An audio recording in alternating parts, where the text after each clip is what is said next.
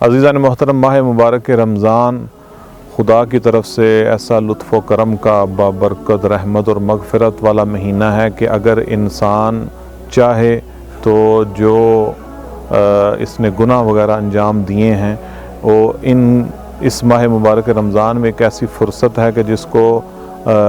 تمرین کے ذریعے سے، ریاضت کے ذریعے سے جو گناہ ہیں ان کو ختم بھی کر سکتا ہے، جو بری عادتیں پڑ گئی ہوئی ہیں اس مہینے کی برکت کی وجہ سے انسان ان کو ختم کرے، اور جب ان گناہوں کو اس ماہ مبارک کے رمضان کی برکت کی وجہ سے ختم کرے گا تو یہی چیزیں باعث بنیں گی کہ انسان کی روح جو ہے وہ ملکوت اعلیٰ کی طرف اسی دنیا میں رہ کر جائے اور وہ اگلے مناظر، وہ بہشت اسی دنیا میں رہ کر دیکھے۔ لیکن کیونکہ ہمارے گناہ بہت زیادہ ہوتے ہیں، یہ گناہوں کی سنگینی یہ باعث بنتی ہے کہ ہمارا رابطہ اس عالم سے منقطع ہو جاتا ہے، اور یہ ماہ مبارک رمضان ایک انسان کے لیے ایسی فرصت ہے کہ ریاضت کر کے، تمرین کر کے، جو اس کے نفس میں غلط برائیاں آ گئی ہوئی ہیں، کہ جو عادتیں بری پڑ گئی ہوئی ہیں یا جو گناہ ہیں ان کو ختم کر سکتا ہے۔ ایک پریکٹیکلی طور پہ انسان یہ مثلا شروع کر دے کہ میں نے آج کے بعد غیبت نہیں کرنی، آج کے بعد میں جھوٹ نہیں بولوں گا، یہ ماہ مبارک رمضان یہ باعث بنے گا، یہ برکت بنے گی کہ آپ کو ایک تمرین حاصل کرنے کا وقت بھی مل گیا، میسر آ گیا کہ انسان ان گناہوں کے بار کو،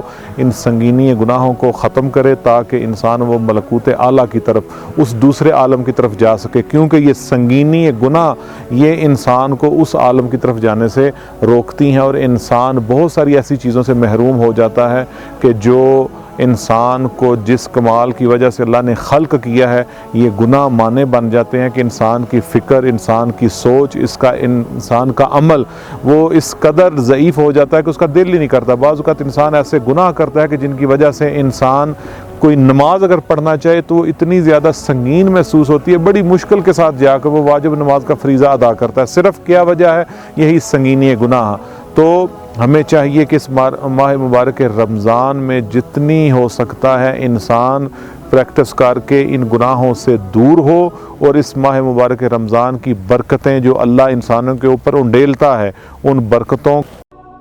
اللهم صل على محمد وآل محمد